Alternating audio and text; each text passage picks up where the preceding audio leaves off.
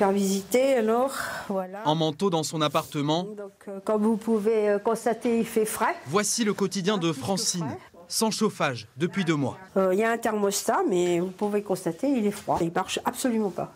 Et les colonnes non plus. Cette résidence d'Angoulême, des années 70, est dotée de simples vitrages. Sans chauffage, la température ne cesse de diminuer. Difficile à croire, mais dans la chambre de Francine, il fait seulement 10 degrés. J'ai une couette, j'en ai une deuxième.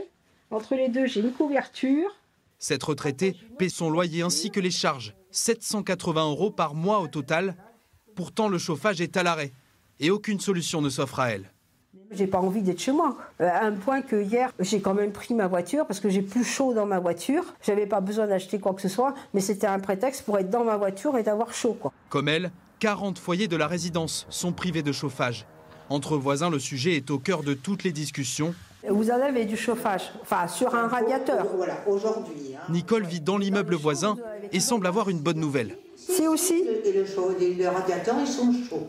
Mais à peine le temps de remonter dans son appartement, mauvaise surprise. Là, il chauffe, là. Oh, non, il s'éteint. Son radiateur a cessé de fonctionner. Mais il s'éteint parce que c'était plus chaud. C'est pour ça que je suis venue vous le dire. Nicole souffre d'une fibrose et de problèmes au cœur. Elle s'inquiète aussi pour sa santé. Je suis plus que fragile, oui. Je trouve que c'est triste qu'on en arrive là, c'est triste. Alors comment expliquer ces coupures de chauffage? Le syndic que nous avons contacté évoque une panne de la chaudière centrale, ce que le fournisseur d'énergie conteste. Dans l'attente d'une solution pérenne, les occupants concernés recevront des chauffages d'appoint dès demain.